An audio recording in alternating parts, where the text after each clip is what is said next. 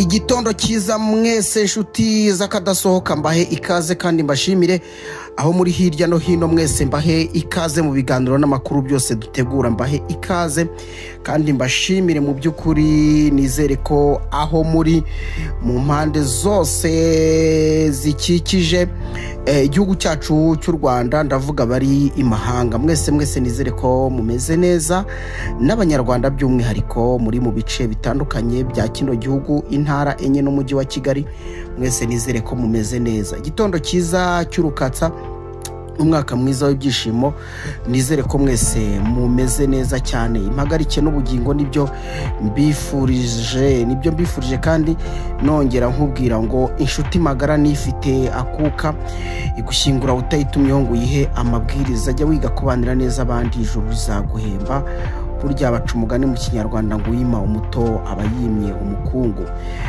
ntukarya amanwaho akavuze ariko ntugate n'umwanya aho utakavuze kandi banaca umugani ngo kubungana umunyu biwuhindura ivu ntukirate rero ibyo ufite ahubwo ujye urata abakene wakuye mu bukene cyane ko ubutunzi bw'isi bwo buyoyoka nk'igicu ibyo ngibyo rero murabizi ngushimire kandi niba waramaze gukora subscribe Imana iguhe umugisha tugiye kongera kubana nitwaye Misango mu biganiro byacu byose dutegura ndabizi ko mubyishimira kandi mukabikunda muri benshi reka nanone mwongere munyemerere muzi ko tuganira kuri byinshi cyane ku bijyanye n'ubuzima bwacu bwa buri munsi nizere ko nanone tugiye kongera kubana mu nkuru yacu isa naho n'ubundi igaruka kuri bwa buzima bwacu bwa buri munsi mu bijyanye n'ibyo turya n'ibyo tunywa uyu munsi mureke tuganire ku bijyanye no kurya inyama nizihe ngaruka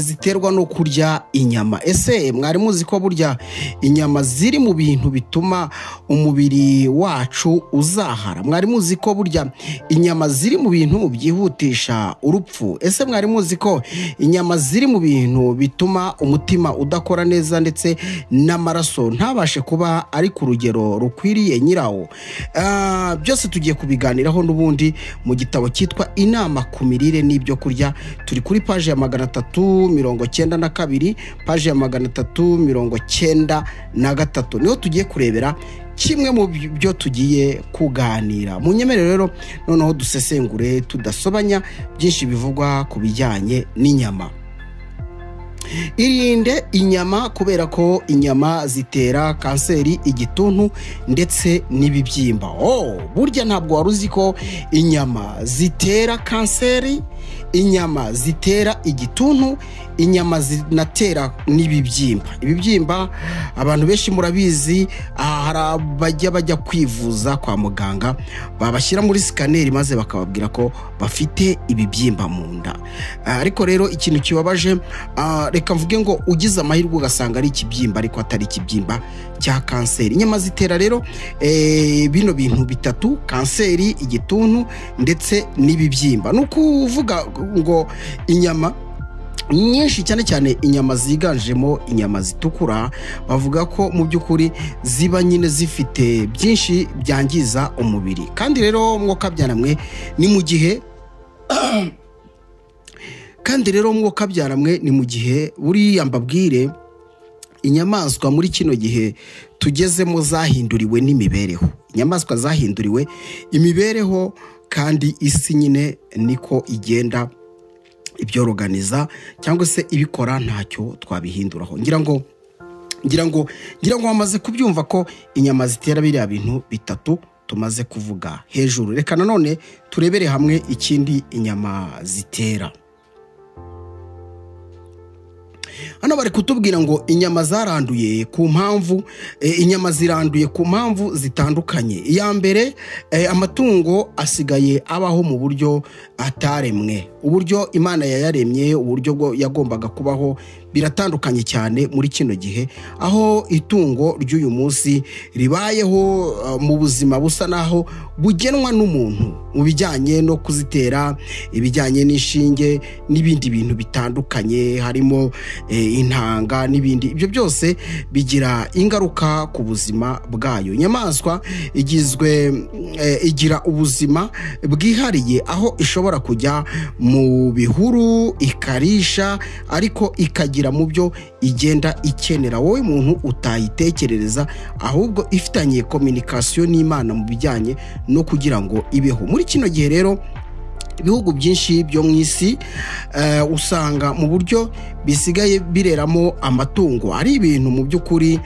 bisa naho biyinaniza ibitekerezo, noneho nayo bigatuma ikora uburozi muri yo, hanyuma rero bikazarangira ufashe ibikomoka kuri yo nawe ukabigiramo uburwayi kandi bukomeye. Hano nanone barongera bakatubwira ngo inyama zanduza ubwonko. Inyama zanduza ubwonko, baravuga bati dore uburyo inyama zanduzamo ubwonko. Icyambere, nimba uriye inyama, imitekerereze yawe iragabanuka kubera ko inyama nta kintu na kimwe zifite zongerera ku bijyanye n'ubwonko. Murabizi ko ubwonko butera imbere cyangwa se bukagira kubaho, bukagira kugira byinshi bwunguka mu bijyanye no kugira ngo bube ari ubwonko koko bushobora gusevinga intekerezo za muntu mu buryo zuzuye. Icyambere gishobora gutuma ubwonko bumera neza n'ibyo wariye n'ibyo wanyweye. Bivuze ngo ibyo wariye n'ibyo wanyweye biramutse bidafitemo intungamubiri ubwonko bukeneye, icyo gihe ubwonko buragwingira. Ko mwamaze kucyumva n'icyo ngicyo. None bakavuga ngo inyama rero nanone zihutisha urupfu.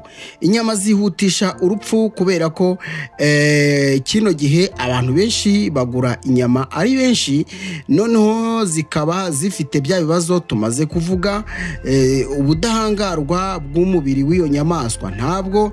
Ikindi, muragura inyama z'inka, rimwe na rimwe zagiye zigira ibibazo byo kuba zarabayeho nabi, zarakoze uburozi muri zo, bigatuma rero mu gihe cyo gukoresha inyama nta nyungu dukuramo, ahubwo dukuramo igihombo. Ku bijyanye n'amaraso, amaraso agera mu mutima, agera mu gihaha yanduye, noneho bigatuma n'umutima nawo udakora neza, n'ibice by'umubiri bidakora neza, impyiko zikahazaharira, ndetse umuntu wariye inyama rwose kenshi gashoboka afatwa n'igituntu ndetse na kanseri n'ibibyimba byo mu nda.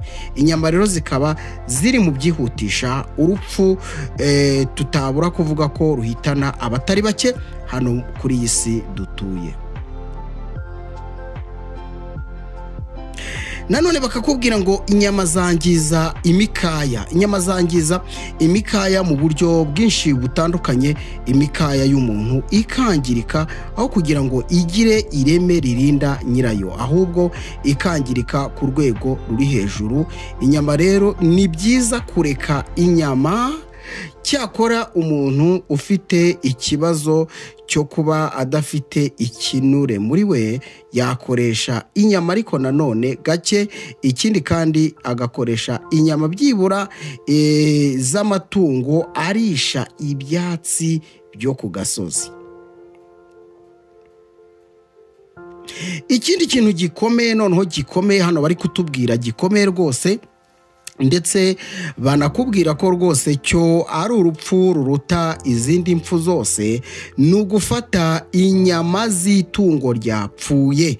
Inyama z'itungo ryapfuye zihutisha urupfu cyane ku rugero rwa 98%, aho iba yamaze gukora uburozi burenze uburozi. Ni ukuvuga ngo ikintu cyamaze gupfa kiba cyamaze gukora uburozi ku buryo zishobora uwayiriye bishobora kumwihutishiriza urupfu rwa 98%. Bivuze ngo rero burya abantu benshi mukunze kurya ibintu byipfishije, bakakubwira ngo inka yapfuye kwa runaka, ukiruka ugaca ibiti n'amabuye kugira ngo ubashe kujya gutanguranwa umurwi w'inyama. Burya ngo uburiho wihutira gufata urupfu mu ntoki.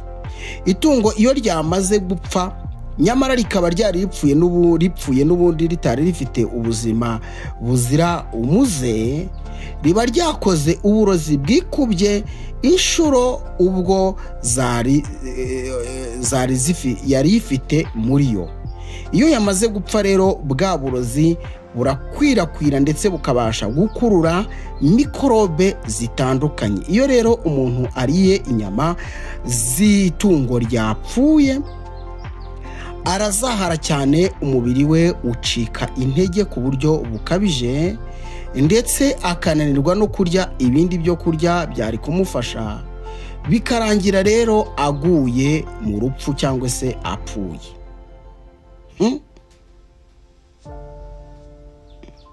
Baratubwira kandi nanone ngo inyama zihindanya amaraso cyangwa se zangiza amaraso. Ubundi amaraso agomba kuba afite ubuziranenge buhagije mu mubiri w'umuntu kugira ngo abashe gutuma umuntu abaho atekanye ameze neza. Iyo amaraso yamaze kwandura cyangwa se yamaze kuvura, niyo atuma ibibyimba haba ku maguru, haba ku nyama z'imihore ndetse no mu nda mw'imbere zitangira kwiremarema.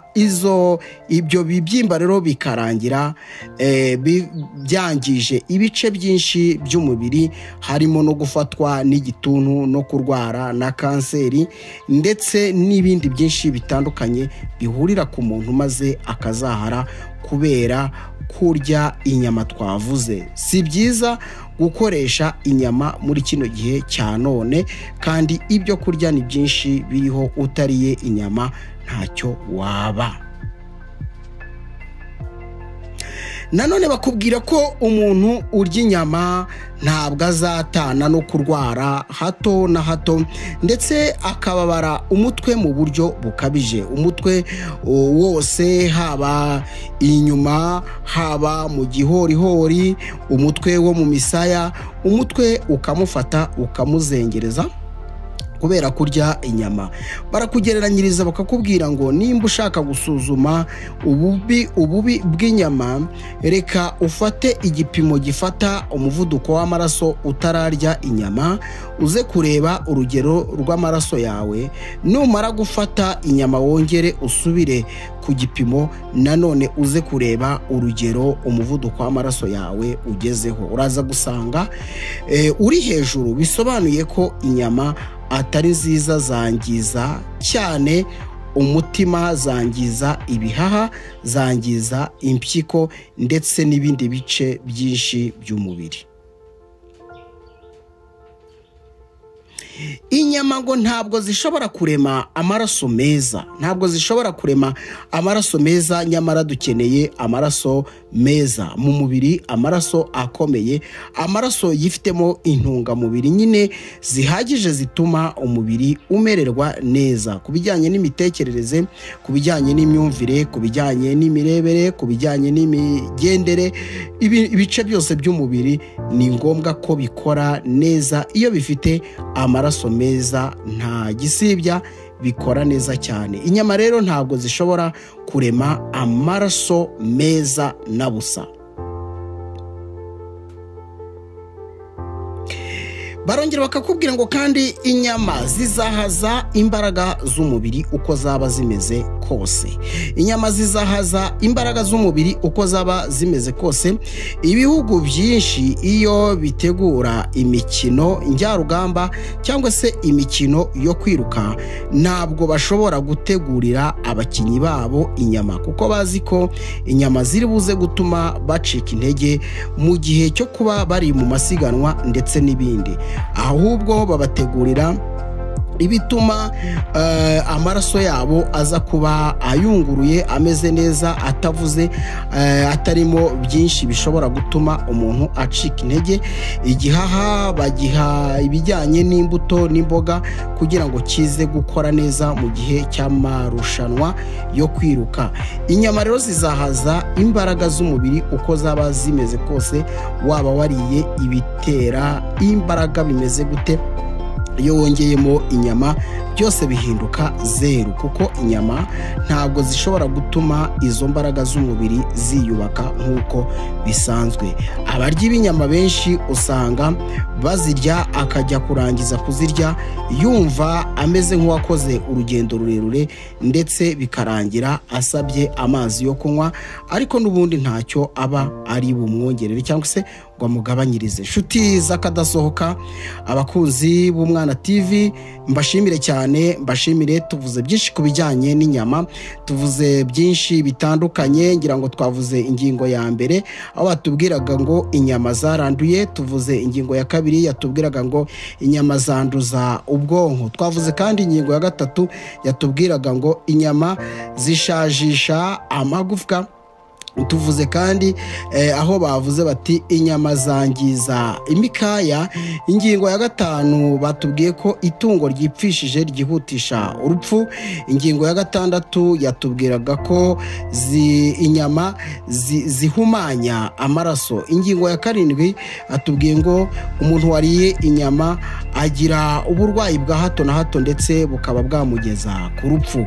Ingingo ya munani rero batubwiraga ko inyama zidashobora kurema amaraso meza na busa. Ingingo rero ya 9 batubwiraga ko inyama mu by'ukuri zizahaza imbaraga z'umubiri. Ngira ngo wamaze kubyumva rero, ngaho nawe genda ubyishakire ubisome mu gitabo cyitwa Inama ku mirire n'ibyo kurya, ujye kuri page ya 392 ndetse wambuke ujye no kuri 393. Mbashimire cyane, mbifurize rero amagara mazima, ibyo mukora byose Imana ibagirire neza.